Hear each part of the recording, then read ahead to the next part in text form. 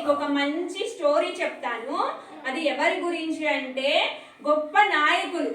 ఓకేనా, మనకి పాత రోజుల్లో స్వతంత్రం రాకముందు మనల్ని బ్రిటిష్ వాళ్ళు పరిపాలించారనమాట.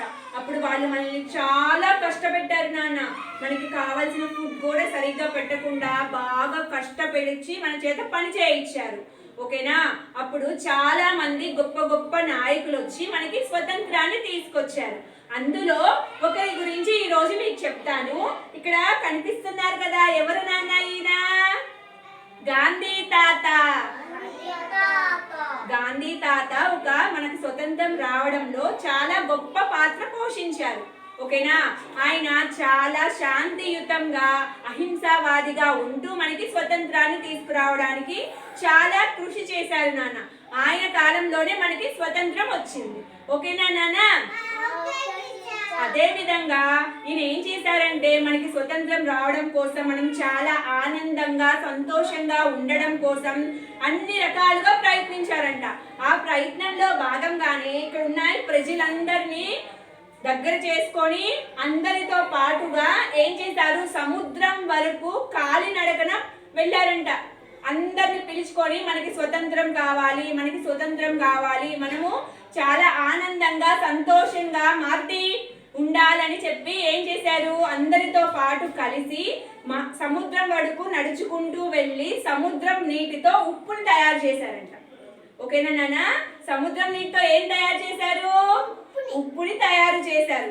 ఆ విధంగా కొన్ని రోజులకి మనకి ఏమైంది నాన్న, స్వతంత్రం అనేది వచ్చిందంట. ఈ స్వతంత్రం రావడానికి ఇక్కడున్న ప్రజలందరూ కూడా గాంధీ తాతతో కలిసి ప్రయత్నించారు.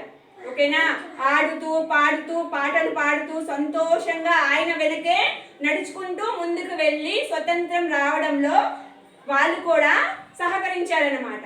అర్థమైందా నాన్న? ఆ విధంగా మనకి మన భారతదేశానికి స్వతంత్రం అనేది వచ్చింది. స్వతంత్రంతో పాటుగా మనకి ఆయన ఏం నేర్పించారు నాన్న? స్వతంత్రం రావడానికి ఏ విధంగా ఆయన దోహదం చేశారు, ఎటువంటి విధానాలు పాల్గొన్నారు అనేది మనకి చాలా చాలా కథల్లో మనం వింటూనే ఉంటాం కదా. సో ఆయన్ని మర్చిపోకుండా ఆయన మార్గంలోనే మనము శాంతియుతంగా చాలా దయతో ఉంటూ మనము మన జీవితాన్ని ముందుకి కొనసాగించాలి. అర్థమవుతుందా నాన్న?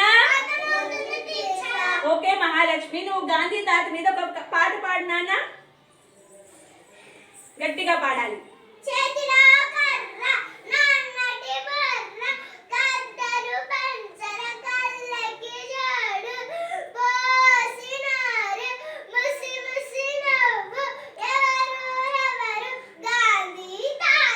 ఎవరు నాన్న?